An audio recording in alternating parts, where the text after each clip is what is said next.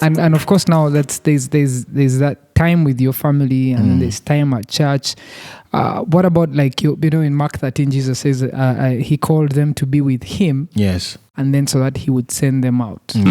What about like your personal time with the Lord as a person? Yes. What would you say into that for people that are listening in? Now, what is interesting, because now I'm now getting into having love for the word. I do a lot of book studies, and I've started purchasing and reading a lot of books, people what have written, because I want to pass on knowledge. It gives me time. I would wake up in the night or read extensively up to 6 or midnight, and then have that time. But what is so much interesting is that in my home, my wife is my pastor. Wow. Tell us more about that. My wife is my pastor. A reason is she knows when I'm leaking and becoming empty. Oh, I get that. And there is a supportive role, even as I walk and move up and down and all that. There is this supportive role. It's called a helper. She'll say, I think we need to do our Bible study. She has that, and then we'll read it together, and then we'll talk, and then say some of the things and all that. And she has done a good job because she cares.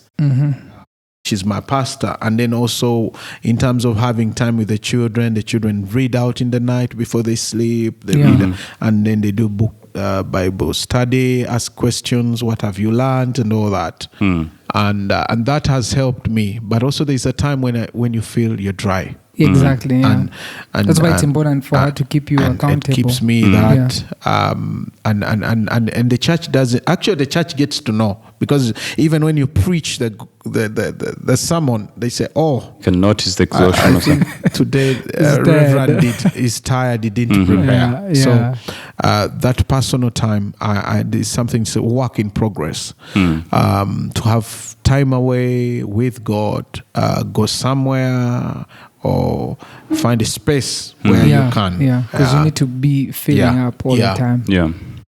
Wow.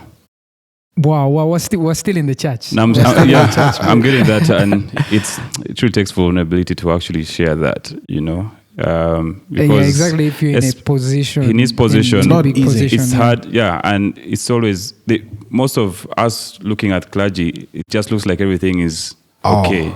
Yet there's work in the background. Exactly. And we appreciate the pastors' wives. They do. Sharon, thank you. Yeah, and I also thank him for the transparency. I think on vulnerability. I remember telling you guys. So recently, I joined a new church. It's near, our place where we stay. So I think a few meters away from home, and the first time I went there, the thing that blessed me, you can imagine, it was not in the word, because sometimes I know those things. But what blessed me was when they came and announced that the pastor is actually sick and he can't be with us. Wow. As typical African culture. The pastor never falls sick. The pastor never falls sick. He just chases the demons. He's a Superman. Now, who will pray for the sick if the pastor is sick? But for me, that blessed me that the pastor would be vulnerable, because most times people just say, "Oh, he's on a trip. He has gone for a retreat. That's why he is sick and he's dying. He's in hospital." But for me, that just blessed me. Just them saying the pastor is actually sick. He can't be with us this time. And I think we need more leaders that are vulnerable and transparent. like that, and transparent like how he's done.